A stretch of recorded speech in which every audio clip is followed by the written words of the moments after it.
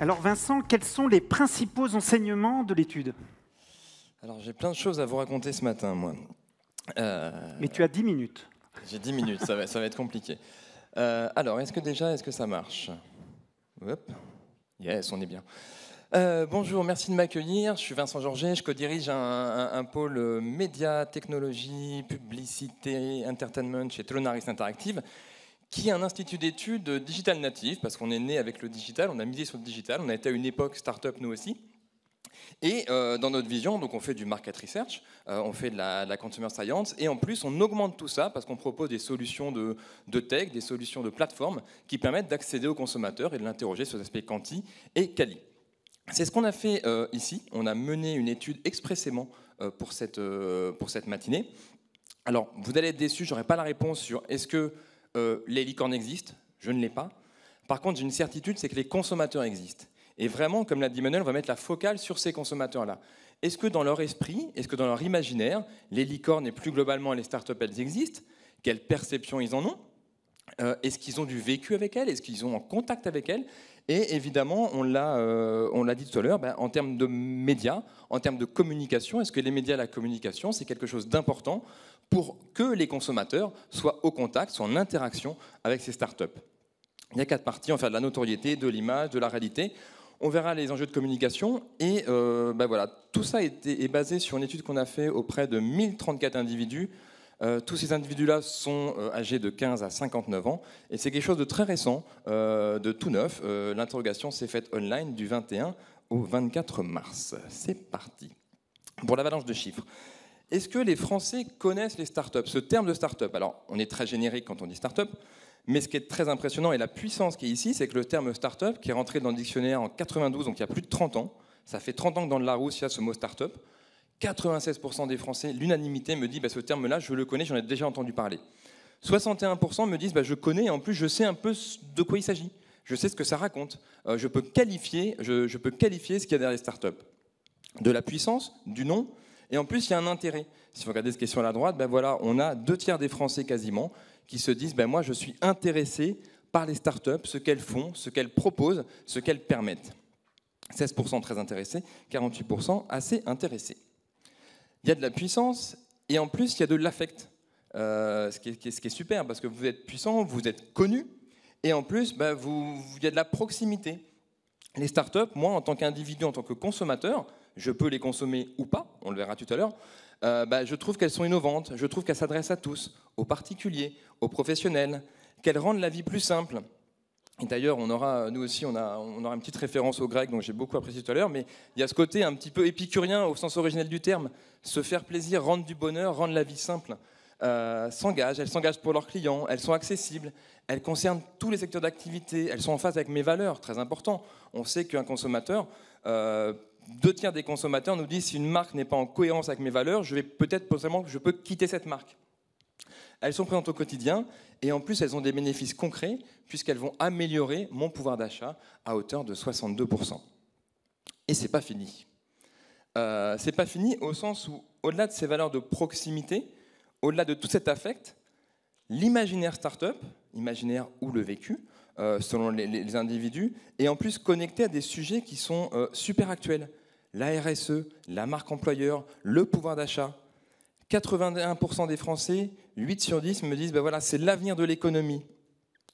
76% me disent c'est en phase avec mes valeurs. 75% elles respectent l'environnement. Et en plus, elles challengent les autres marques, elles leur imposent d'évoluer, elles leur imposent même de baisser leur prix. Elles les challengent tout le temps. Des vrais bénéfices pour les startups. Et c'est pas fini encore. Au-delà du présent, du quotidien, de cette puissance, de cette connexion, de cette proximité, de cette adéquation à leurs valeurs, on a aussi de la prospective qui est très poussée. Les Français nous disent, aujourd'hui, il y a de la place, 88%, pour les startups dans l'économie française. Aujourd'hui, je trouve ça bien qu'il y ait un soutien des startups dans l'économie, un soutien financier, qu'il y ait des aides. Et en plus, quand on compare les startups, ce qui est entouré sur la partie de droite, avec les autres entités, autres institutions, on voit que les startups, en termes d'institutions, d'entités qui transforment la société de façon positive, on voit d'abord que les associations arrivent en premier, c'est quelque chose qu'on mesure tout le temps, les TPE, PME sont là, et les startups sont devant les ONG, devant les grandes entreprises, devant l'État, devant le gouvernement. L'interview a été faite 4 jours après l'adoption du 49.3, ce qui peut un petit peu influencer les choses.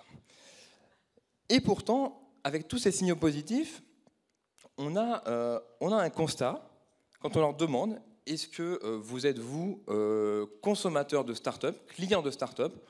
On a seulement 19% qui nous disent bah oui, moi je suis client de start-up. Alors, ce chiffre est peut-être minimaliste parce qu'il est très difficile de distinguer ce qu'il nous dit juste en dessous. 42% nous disent bah, c'est facile d'identifier une start-up, 42%, le chiffre est bon, il n'y a pas d'erreur, juste que c'est difficile. Donc il y a peut-être ce côté, ben voilà, ce 19% est peut-être minimaliste, mais en tout cas par rapport à tout ce qu'on s'est dit, tout l'imaginaire qu'on s'est dit, tout ce que cristallise les startups, c'est bien quand vous êtes une startup et que vous communiquez, de le dire. En termes de profil, on voit que là aussi c'est un petit peu concentré. Le profil les clients de startups sont davantage âgés de 25 à 34 ans, davantage CSP+, et davantage résident davantage en milieu urbain, agglomération de plus de 100 000 et Île-de-France. Il y a des vrais enjeux en termes de start-up si on voit ces 3 gros chiffres. Et là, on arrive sur le sujet un peu sur la partie communication. 59% des Français jugent qu'on ne parle pas assez des start-up en France. C'est puissant. 53% me disent les start-up ne communiquent pas assez. Je connais les start-up, j'ai un imaginaire, je leur attache des valeurs, et pourtant, elles ne communiquent pas assez. 62% des Français ne se sentent pas suffisamment informés parce qu'elles proposent, parce qu'elles pourraient proposer comme produit, comme service. Donc des vrais enjeux de communication, on l'a évoqué en première partie là, sur cet aspect de scalability, justement pour progresser, pour s'améliorer, la communication va être essentielle. Aujourd'hui, comment communiquent les startups? Alors on a fait un top 10 ici, donc on posait la question, ben voilà, comment qu'est-ce qui vous permet, vous, en tant que consommateur, de découvrir des startups? Ce qui ressort majoritairement, c'est du on media, c'est du earned media, c'est de la recommandation, et c'est des aspects éditoriaux. Des photos, news postées sur les réseaux sociaux par les startups, du paid sur la pub sur Internet, des vidéos via des influenceurs, des commentaires sur les réseaux sociaux, des recommandations de mon entourage. On est vraiment dans cet univers-là. Et quand on leur demande à contrario, et demain, comment les startups devraient faire pour se présenter, pour communiquer avec vous, on a du paid media qui arrive en majeur. Et ça fait vraiment écho à ce qu'on disait tout à l'heure, sur ce côté, ben voilà, la pub télé qui n'était pas dans le top 10 aujourd'hui, demain, la pub télé est valorisée, on a 35% qui nous disent voilà, je veux beaucoup que les startups communiquent en télé avec un cap de 17 points par rapport à ce qu'on avait sur est-ce qu'elles le font aujourd'hui. Les émissions de TV ou de radio, on en verra peut-être tout à l'heure, l'éditorial progresse aussi. Et il n'y a pas de différence en termes de cible. On les a indiqués, qu'on soit jeune ou plus âgé, la pub à la télé, c'est quelque chose qui va progresser. On en parlera peut-être tout à l'heure, mais typiquement l'exemple qu'on a mesuré ici sur l'émission d'M6, qui va être mon associé, nous montre ben voilà, que cette émission permet de faire de la pédagogie, permet de faire de la connexion, permet de faire de la proximité en termes de consommateurs. Ça donne une bonne image des startups, ça montre la diversité, ça présente bien ce qu'elles font, ça montre la philosophie startup, ça donne envie de s'y intéresser, ça montre la différence entre les startups et les marques traditionnelles, et ça donne envie de consommer des produits. Les chiffres sont très très hauts, tous à hauteur de plus de 80%. Comment les startups doivent communiquer par rapport aux marques traditionnelles? Elles doivent évidemment, elles sont déjà axées dessus, mais elles doivent évidemment parler de leur transparence, leur prix, l'origine de leurs produits, les conditions de production de travail, parler de leur engagement. 54%, elles doivent plus le faire que les marques traditionnelles. Et on voit aussi, elles doivent communiquer sur des grands médias. Là aussi, 51%, elles doivent plus le faire que les marques traditionnelles. On a, après un équilibre sur un ton décalé, des médias, podcasts, plateformes, de la communication via les influenceurs qui va être un petit peu plus forte chez les 15-24 ans. Mais après, tout ça est tributaire de ce qui va se passer en termes de légalité et législation sur cet aspect-là. Ouais, il me reste 1 minute pile. Synthèse un petit peu mystérieuse, c'est normal. Le constat, il est de vous dire que vous, en termes de start-up, vous êtes MIC. Le moyen, c'est Hermès. Alors là, voilà, il y a un pont avec ce qu'on disait sur les Grecs tout à l'heure. Ils ont peut-être inventé pas mal de choses. Et votre défi, votre ambition, c'est Alice. Alors pourquoi MIC? Moi, ça m'amuse beaucoup parce que quand je pense à start-up, je pense à Start Me Up des Rolling Stones. Et il y a cette phrase qui dit « If you start me up, I'll never stop ». Donc ce côté, si tu m'embarques, si tu m'allumes, alors c'était sur un autre sujet dans la chanson, si tu m'allumes, je partirai avec toi, je resterai avec toi. Et ce côté-là, je trouve que, alors ces références sont peut-être un petit peu datées certes, mais je trouve que quand on pense aux Stones, quand on pense à Jagger, à Richard, on est vraiment dans la création, on est dans l'idéation, c'est ce qui vous correspond. On est aussi dans la rupture, on a envie de casser les codes, On a envie d'être universel, on a envie de faire un tube, de faire un hymne, quelque chose qui va résonner, qui va s'activer. Et je trouve que ça correspond bien, moi, à ce qui vous êtes en termes de start-up. Le moyen, c'est Hermès. Hermès, c'est qui? C'est Dieu de la communication. Donc Hermès, c'est celui qui va pouvoir vous faire passer, c'est celui qui va faire entremetteur entre vous et les consommateurs. C'est votre messager, c'est celui qui va porter les messages. Et le défi, votre ambition, c'est Alice. Alors là, voilà, la référence d'Alice, c'est vous devez, avec Mick, avec Hermès, vous allez faire des merveilles, vous allez aller au pays des merveilles, passer de l'autre côté du miroir, et c'est vraiment cette ambition-là. Donc la référence d'Alice, c'est vraiment là. Vous allez basculer de l'autre côté, dans une autre dimension, vous allez jouer avec Alice, vous allez grandir, vous allez conquérir de nouveaux consommateurs, vous connecter à de nouveaux consommateurs, et ces consommateurs, comme on l'a vu tout à l'heure, ils attendent en fait que ça. Il me reste 45 secondes. Merci Vincent. Si je retiens un chiffre, c'est celui-ci. Pour 53% des répondants, les startups ne communiquent pas assez. Et il y en a aussi 51% qui disent qu'elles devraient communiquer davantage sur les grands médias que les autres marques. Et quand on voit aussi les grands médias, la télé apparaît dans ce que j'attends demain d'une startup, c'est qu'elle me communique. Sachant que je ne l'ai pas dit, mais il y a évidemment un vrai potentiel sur les 15-35 ans, vous connaissent son client, mais il y a un potentiel quand même marché sur les plus âgés. Alors justement, on va voir maintenant quelles sont leurs pratiques en matière de communication et surtout quelles sont leurs bonnes pratiques. J'invite maintenant deux autres dirigeants du pôle média d'HeroX, Magali Delmas et Emmanuel Jacquet.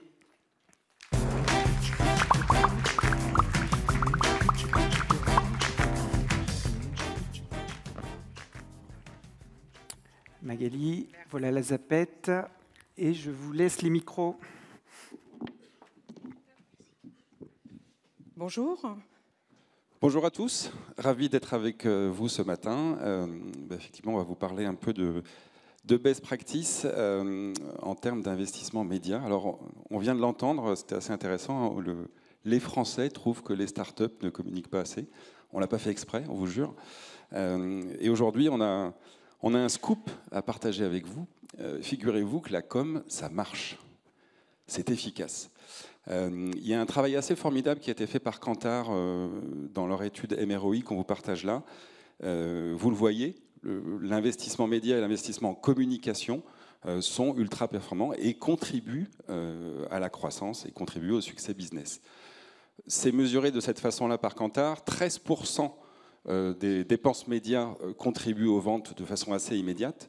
Et ce qui est encore plus flagrant et encore plus important finalement, c'est que 28% de l'investissement dans la marque, on se parlait tout à l'heure de brand building avec Kestutis, 28% de l'investissement de la marque contribue aux ventes et au succès d'une entreprise. Donc on commence déjà à vous parler de court terme et de long terme, mais le premier conseil et finalement le premier tip, c'est n'hésitez pas à investir dans la marque parce que c'est payant et parce que ça transforme.